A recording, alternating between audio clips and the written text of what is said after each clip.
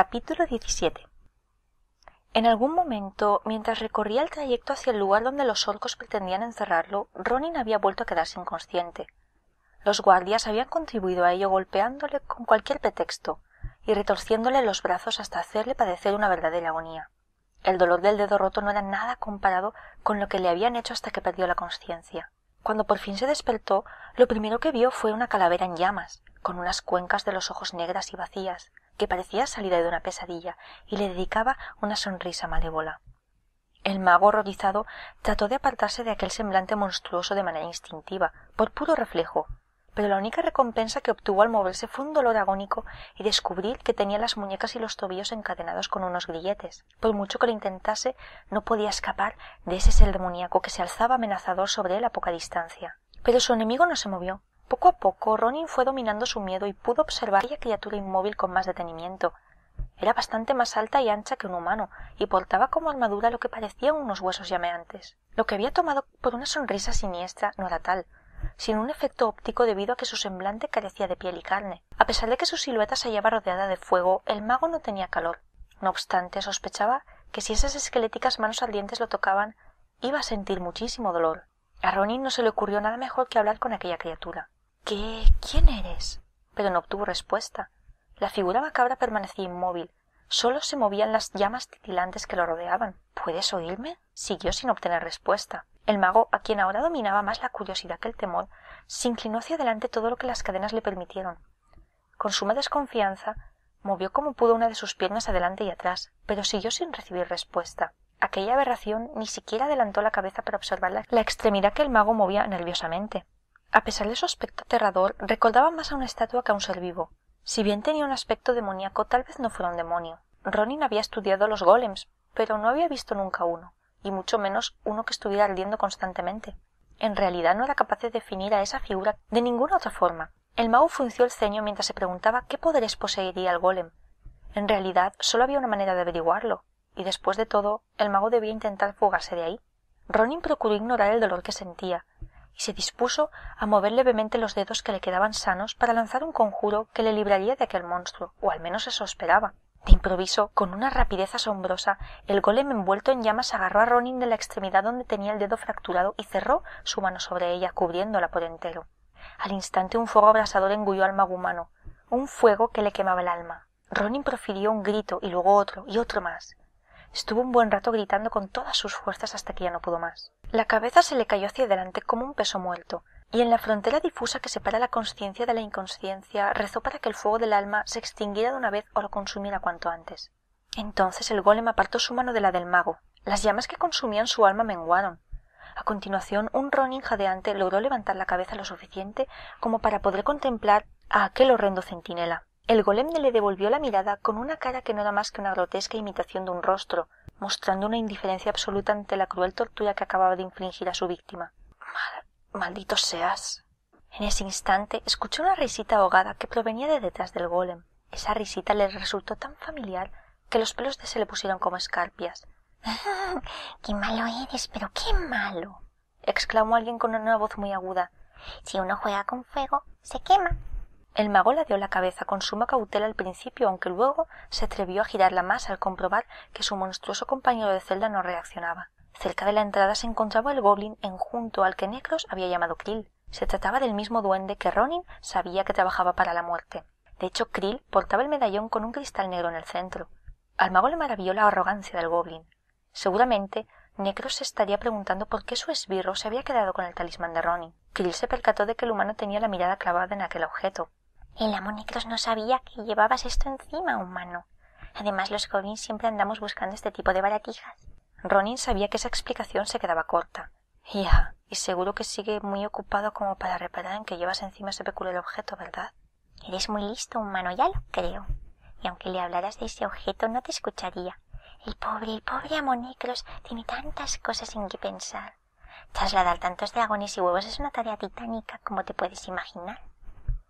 El golem no reaccionó ante la presencia de Krill, lo cual no le sorprendió a Ronin. Mientras no tratara de liberar al prisionero, aquella aberración dejaría en paz al goblin. Con que eres un siervo de la muerte. Al oír esto, la pequeña criatura frunció el ceño fugazmente de manera involuntaria. Cumplo su voluntad, sí, desde hace muchísimo tiempo. ¿Qué has venido a hacer aquí? Yo ya he cumplido con la parte que tu amo me tenía reservada en sus planes, ¿no es así? He sido manipulado como un necio, ¿no? Por alguna extraña razón, estas palabras parecieron levantar el ánimo de Krill, quien replicó esbozando una amplia sonrisa plagada de dientes. No puede haber nadie más necio que tú, puesto que no solo el señor oscuro te ha manipulado como un peón, yo también te he manipulado, humano. Ronin no se lo podía creer. ¿Cómo has podido hacer algo así? ¿De qué manera he servido a tus propósitos, Goblin? De la mismísima manera que ha servido al señor oscuro. ¿Acaso crees que un goblin se iba a rebajar al ser el siervo de alguien si no tuviera sus propias y taimadas razones para obrar de ese modo? Respondió con un leve tono de amargura que se le escapó sin querer. Pero ya estoy harto, muy harto de mi papel de siervo. Ronin frunció el ceño. ¿Aquella diminuta criatura de mente estaba insinuando lo que el mago creía que estaba insinuando? ¿Acaso planeas traicionar al dragón? ¿Y cómo piensas hacerlo? Al oír estas preguntas, el grotesco goblin dio varios saltitos sin poder contener su júbilo. Pobre amo Necros, está tan agobiado. Tiene muchos dragones que trasladar, muchos huevos que sacar de aquí, muchos orcos asquerosos que comandar. Dispone de muy poco tiempo para pensar por mucho que quiera. Quizás se habría detenido a pensar si la Alianza no hubiera decidido invadir estas tierras de por el oeste. Pero ya no puede pararse a pensar. Debe actuar. Tiene que comportarse como un orco, ya sabes. Lo que dices no tiene ningún sentido. ¡Necio! Exclamó el goblin entre risas. ¿Tú me has traído esto? Krill sostuvo el medallón en lo alto y luego frunció el ceño a modo de burla mientras añadía. Lorda la muerte cree que se rompió en la caída. Ante la atenta mirada del prisionero, el goblin intentó arrancar la piedra que había en el centro del medallón. Tras forcejear durante un rato con ella, la gema saltó y fue parada a la mano del duende enjunto. A continuación la sostuvo en lo alto para que Ronin pudiera verla. Con esto la muerte dejará de existir. Ronin no podía creer lo que decía el goblin. ¿Cómo que la muerte dejará de existir? ¿Piensas utilizar esa piedra para derrotarlo? ¿O para obligarlo a servir a Krill? Sí, tal vez lo convierta en mi siervo, contestó, y se le escapó un suspiro cargado de puro odio. Al fin podré dejar de adular a ese reptil. Ya no volveré a ser su lacayo. Llevo planeando esto mucho tiempo. Sí, he esperado y esperado hasta que llegara el momento en que fuera más vulnerable. Sí. El hechicero cautivo, quien estaba fascinado muy a su pesar por las revelaciones de aquella criatura, le preguntó: «¿Pero cómo vas a hacerlo?» Krill retrocedió hasta la entrada. Necros me brindará la oportunidad sin saberlo. ¿Y esto?», respondió, y lanzó la piedra al aire y la cogió. «Esta piedra forma parte del señor oscuro, humano. Es una de sus escamas. El mismísimo la muerte la convirtió en piedra con su magia. Es la única manera de que el medallón funcione. Pero ¿sabes lo que supone que uno tenga en su poder una parte del cuerpo de un dragón?». Ronin pensó con rapidez. Algo había oído al respecto en una ocasión. Si alguien consigue poseer un fragmento del cuerpo de uno de los grandes leviatanes, obtendrá el dominio de su poder. Pero nadie ha sido capaz de realizar semejante proeza. Se necesita una magia muy potente para hacer que funcione. ¿De dónde? El golem reaccionó ante la repentina agitación que se había adueñado del prisionero. Abrió sus macabras fauces e hizo ademán de coger a Ronin con una de sus manos. El mago se quedó paralizado de inmediato, ni siquiera se atrevió a respirar. Al instante, la figura envuelta en llamas se detuvo, pero no se retiró. El mago siguió conteniendo la respiración, y a la vez rezaba para que aquella monstruosidad retrocediera. Krill soltó una risita ahogada al ver a Ronin en una situación tan desesperada. Por lo que veo, ahora estás muy ocupada, humano. Lamento haberte hecho perder el tiempo, pero tenía que contarle a alguien mi glorioso plan. Alguien que pronto estará muerto, dijo el goblin, quien se alejó dando saltitos. Debo irme. Necros necesita mi guía una vez más. Oh, sí. Ronin ya no podía aguantar más la respiración.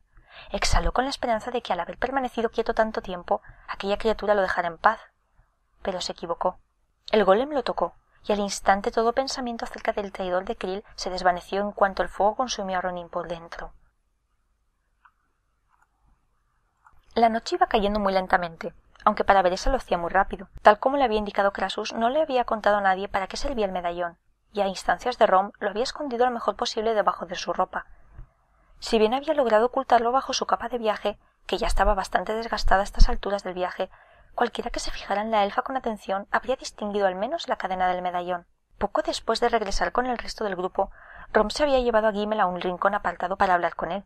La elfa se había percatado de que ambos habían mirado fugazmente en su dirección. Era evidente que Rom quería que su segundo al mando también estuviera al tanto de la decisión que había tomado Krasus, y a juzgar por su expresión de abatimiento, a Gimel le había disgustado tanto como a su jefe. En el momento en que la luz que podía atisbarse a través del agujero se desvaneció, los enanos se dispusieron a apartar metódicamente aquellas piedras. Beresa no alcanzaba a comprender por qué había que quitar una roca en concreto antes que otra, pero los chicos de Rom insistieron mucho en que debía hacerse de esa manera, así que se acomodó lo mejor que pudo, mientras intentaba no pensar en todo el tiempo que estaba perdiendo. En cuanto apartaron las últimas piedras, la voz del mago, que sonó extrañamente débil, retumbó en su cabeza. «¿La salida está abierta, Beresa Brisa Veloz?» Se tuvo que girar y fingir que le había dado un acceso de tos para poder mascullar. «Acaban de terminar de abrirla. Entonces, adelante. En cuanto llegues al exterior, saca el talismán de donde lo tengas escondido. De ese modo podré ver dónde estáis y qué os aguardará más adelante. No volveré a hablar hasta que tú y el enano de pico nidal hayáis salido de estos túneles». En cuanto la forestal se dio la vuelta, Falstaff se le acercó. ¿Estás lista, mi dama elfa? Me da la sensación de que los enanos de las colinas quieren deshacerse de nosotros lo antes posible. De hecho, Rom, cuya silueta se distinguía a duras penas en la penumbra, se encontraba junto a la salida y les hacía gestos prenetorios de que debían salir ya al exterior. Beresa y Falstaff pasaron junto a él raudos y veloces y ascendieron hasta el agujero ensanchado como pudieron. La forestal se resbaló una vez, pero enseguida recuperó el equilibrio. Por encima de ella el viento ululaba y parecía animarla a abandonar el túnel. No le gustaba nada aquel mundo subterráneo y esperaba que las circunstancias no lo obligaran a regresar a ese reino en breve. Falstaff, quien había llegado al agujero primero, le ofreció uno de sus fuertes brazos para ayudarla a subir. Sin tener que hacer un gran esfuerzo, logró levantarla y colocarla junto a él. En cuanto ambos salieron por la grieta, los enanos comenzaron a tapar el agujero, que menguó rápidamente. Mientras tanto, Beresa trataba de orientarse. ¿Y ahora qué hacemos?, inquirió Falstaff. ¿Trepamos por ahí? El enano señalaba la base de una montaña, que pese a la oscuridad de la noche, podía apreciarse claramente que era una pared rocosa muy escarpada de varios centenares de metros de altura. Por mucho que lo intentara, la elfa era incapaz de ver la abertura, lo cual la desconcertó porque Rom le había hecho creer que la verían enseguida. Cuando se giró con la intención de llamarlo, descubrió que apenas quedaba rastro de la grieta. Beresa se arrodilló y acercó una oreja al pequeño agujero. Sin embargo, no logró oír absolutamente nada. «Pelónelos, mi dama elfa, se han vuelto a esconder».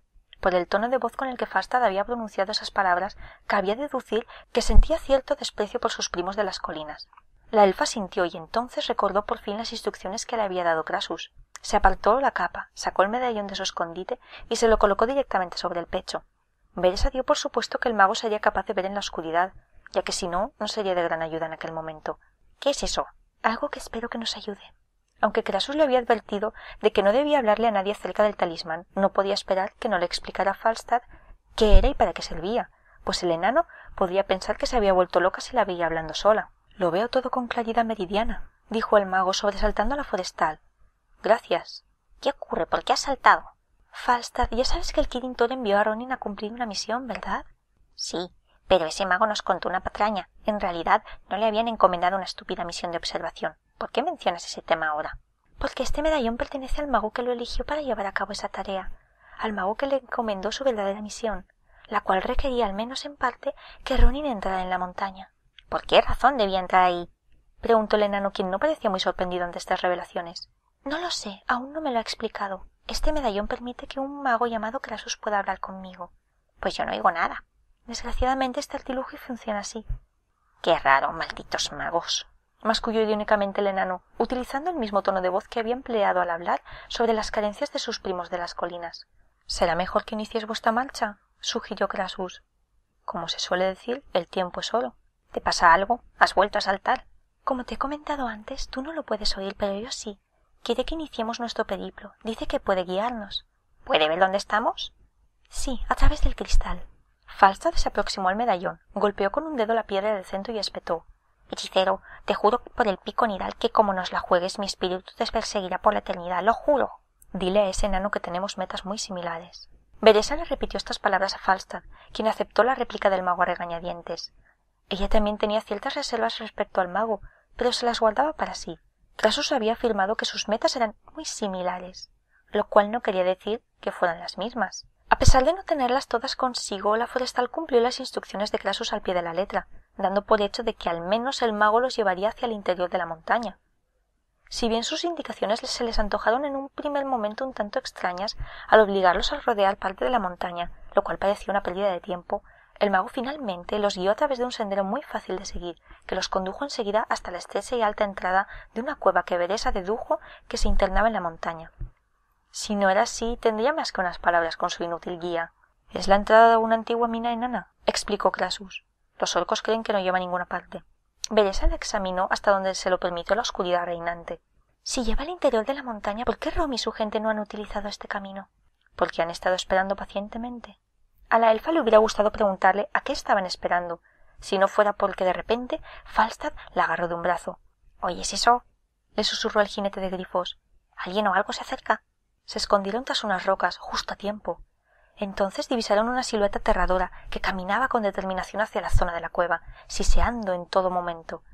Beresa vislumbró una cabeza con rasgos de dragón que miraba hacia todas partes, cuyos ojos eran unos orbes rojos que brillaban tenuemente en la noche. —Ya sabemos la razón por la cual los enanos no han usado nunca este camino de entrada —masculló Falstad—. Ya decía yo que estaba todo yendo demasiado bien para ser verdad. La bestia tensó la cabeza en ese momento y a continuación se dirigió al lugar donde ellos se estaban escondiendo. Debéis guardar silencio, los dragones poseen un oído muy fino. La elfa no se molestó en compartir esa información innecesaria con el enano. Mientras observaba cómo el coloso daba unos cuantos pasos hacia ellos, aferró firmemente su espada. Aunque no era tan enorme como la muerte, era lo bastante grande como para despacharlos a ambos con suma facilidad. De improviso desplegó las alas, y la forestal, gracias a su excepcional visión nocturna, pudo apreciar que eran deformes. No le extrañaba, por tanto, que aquel leviatán hiciera las veces de perro guardián de los orcos. Beresa se preguntó dónde estaría su cuidador.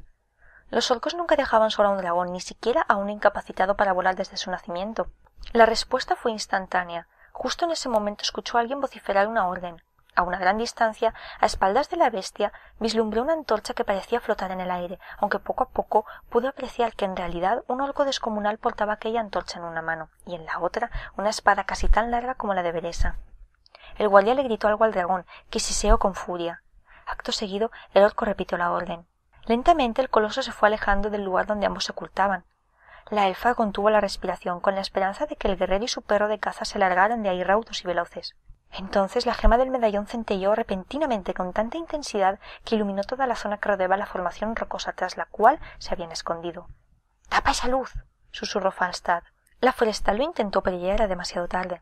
No solo se giró el dragón, sino que esta vez el orco también reaccionó, arremetiendo contra su escondite con la antorcha en una mano y la espada en la otra.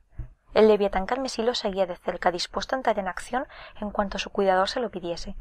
—Quítate ese medallón del cuello —le ordenó Krasus—. Prepárate para lanzárselo al dragón. —Pero... —Hazlo.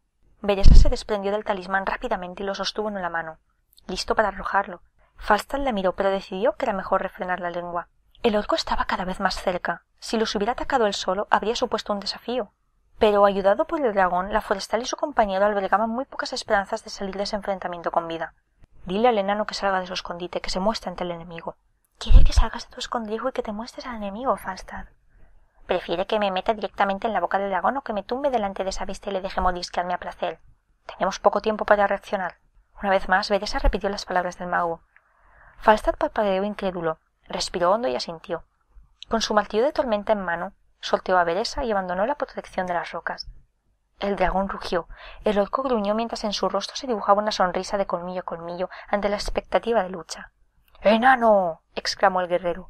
—¡Qué bien! Me estaba aburriendo mucho. Lo que me voy a divertir contigo antes de que acabes en el estómago de Zaraz. ¡Está hambriento! —¿Soy yo quien se va a divertir con vosotros, puerco? Como me estaba quedando frío, me he dicho, voy a aplastarle el cráneo a ese orco y así caliento un poco los músculos. Tras escuchar esa bravata, tanto el orco como la bestia avanzaron. Ahora tírale el talismán al dragón y asegúrate de que aterrice en su boca. Aquella orden le pareció tan absurda a Beresa que al principio dudó si había escuchado bien. Entonces se le ocurrió que tal vez Krasus pudiera lanzar a través del medallón un hechizo capaz de neutralizar a esa criatura salvaje. —¡Lánzalo ya, antes de que tu amigo pierda la vida!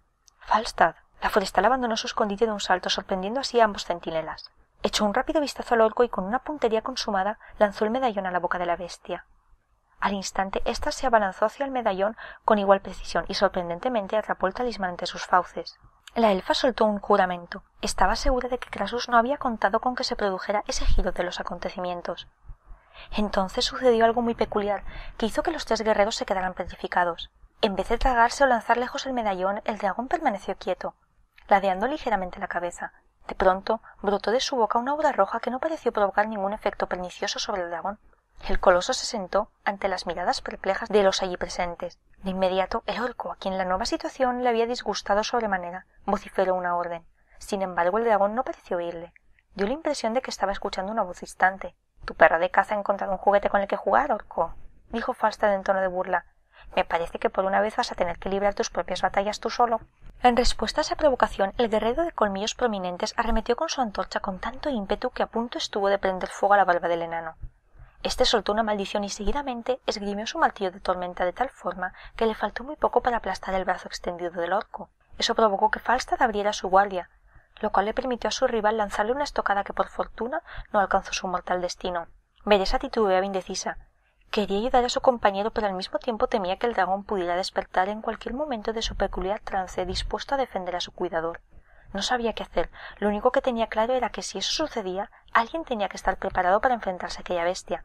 El enano y su adversario intercambiaron golpes.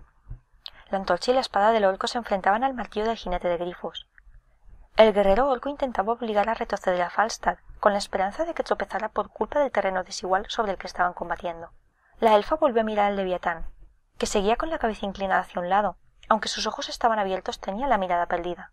Veresa se armó de valor y le dio la espalda y decidió acudir al rescate de Falstad. Si el coloso les atacaba, mala suerte.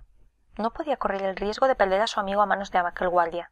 El guerrero orco intuyó que se le acercaban, y movió la antorcha en el preciso instante en el que la forestal arremetió contra él. La elfa profirió un grito ahogado al ver cómo las llamas pasaban a escasos centímetros de su cara. El hecho de que se hubiera sumado al combate obligaba al guardia a pelear en dos frentes a la vez, de modo que al intentar quemar a Veresa, había bajado la guardia ante el enano. No hizo falta que nadie combinara Falstad de aprovechar esa ventaja. Su martillo cayó con fuerza sobre su contrincante. El chillido gutural que emitió el orco ahogó prácticamente el ruido tan desagradable que hicieron sus huesos al astillarse. Acto seguido se le cayó la espada de su mano, temblorosa. El martillazo que había recibido le había destrozado el codo, dejándole todo el brazo inutilizado. A pesar de que había quedado lisiado, atacó a Falstad con su antorcha impulsado por la furia y la terrible agonía que sufría.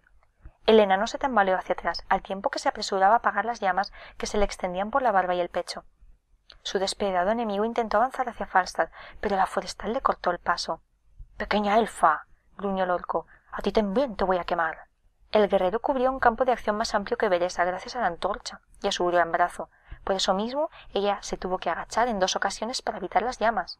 Debía acabar con la pelea rápidamente, antes de que el orco lograra sorprenderla con la guardia baja. La siguiente vez que arremetió contra la forestal, ésta intentó alcanzar con su espada no al orco, sino a la antorcha, lo cual implicaba dejar que las llamas se le acercaran peligrosamente. Mientras se abalanzaba sobre ella, el rostro del orco se contorsionó y adoptó una expresión de ávida expectación y sed de sangre. La punta de la espada elfa se clavó en la madera de la antorcha y de este modo consiguió arrancarse de las manos al sobresaltado centinela. Veresa había logrado su propósito, a pesar de que no las tenía todas consigo, y sin más dilación arremetió contra él con la antorcha clavada en la espada. Le acertó al orco en la cara y al instante las llamas se extendieron por todo su rostro. El guardia rugió de dolor al tiempo que apartaba la antorcha de su semblante de un manotazo, pero el daño ya estaba hecho. El calor le había abrasado los ojos, la nariz y casi toda la parte superior de la cara. Ya no podía ver. Veresa era consciente de que debía silenciarlo, y con un vago sentimiento de culpa atravesó con su espada al guerrero ciego, acallando así sus gritos agónicos. «Por el pico nidal», rezongó Falstad. «Creía que no iba a poder apagar las llamas». Todavía jadeante, la forestal logró preguntar. ¿Estás bien?» «Bueno, un poco triste porque ya no tengo esa barba que durante años me dejé crecer, pero lo superaré. Por cierto, ¿qué le pasa a ese perrazo de caza?» En ese momento el dragón estaba echado en el suelo y parecía que se estuviera preparando para dormir. Todavía tenía el medallón en la boca. Mientras lo observaban, lo dejó con sumo cuidado en el suelo, justo ante ellos, y después se quedó mirándolos como si esperara que uno de ellos se aproximara a recogerlo. ¿Quiere que hagamos lo que creo que quiere que hagamos, mi dama elfa? Eso me temo, y sé quién le ha sugerido que obre así. Dicho esto, dio los primeros pasos en dirección al coloso expectante. No pretenderás recogerlo, ¿verdad? En serio, dime que no. No me queda más remedio. En cuanto Veresa se acercó, el dragón bajó la mirada para observarla. Se decía que los leviatanes veían perfectamente en la oscuridad y que poseían un sentido del olfato aún más agudo. A esa distancia, la forestal no podía escapar si decidía atacarla. Como el talismán estaba impregnado de saliva al haber pasado mucho tiempo dentro de la boca de la bestia, la elfa se protegió la mano con su capa para recogerlo con cuidado del suelo. Después, venciendo la repugnancia que le producía, lo limpió lo mejor que pudo frotándolo contra el suelo. De improviso, la gema resplandeció. «El camino está despejado», anunció Krasus con una voz monótona. «Será mejor que os deis prisa, pronto aparecerán más orcos por aquí». «¿Qué le has hecho a ese monstruo?», murmuró Veresa. «He hablado con él y lo ha entendido todo. Daos prisa, otros enemigos acabarán viniendo aquí en breve». ¿El dragón lo había entendido todo? Deseaba hacerle más preguntas al mago, pero era consciente de que por ahora Este no le iba a dar ninguna respuesta satisfactoria. Aún así había logrado algo que parecía imposible, y por eso debía estarle agradecida. Se volvió a colocar el collar alrededor del cuello y una vez más el talismán pendió sobre su pecho. Acto seguido, la forestal le dijo a Falstad: «Debemos proseguir nuestro camino». El enano, que seguía mirando incrédulo al leviatán y negando con la cabeza, la siguió sin rechistar. Krasus cumplió su palabra. Los guió a través de la mina abandonada hasta un pasaje que Beresa jamás había imaginado que pudiera llevar hasta las entrañas de la fortaleza. El enano y la elfa se vieron obligados a escalar por un pasillo lateral estrecho y bastante precario, hasta que alcanzaron el nivel superior de una caverna subterránea muy espaciosa, una caverna repleta de orcos que corrían frenéticos de acá para allá. Desde el saliente en que se encontraban agazapados podían observar cómo algunos guerreros pavorosos recogían y empaquetaban diversos materiales que otros cargaban en los carromatos. En una esquina un cuidador comprobaba si un joven dragón era capaz de volar, mientras que uno de los colegas parecía estar preparándose para partir de inmediato. «Da la impresión de que tienen previsto abandonar la montaña», murmuró el enano. La forestal opinaba lo mismo. Decidió asomarse un poco más para contemplar mejor la cueva. Ha funcionado.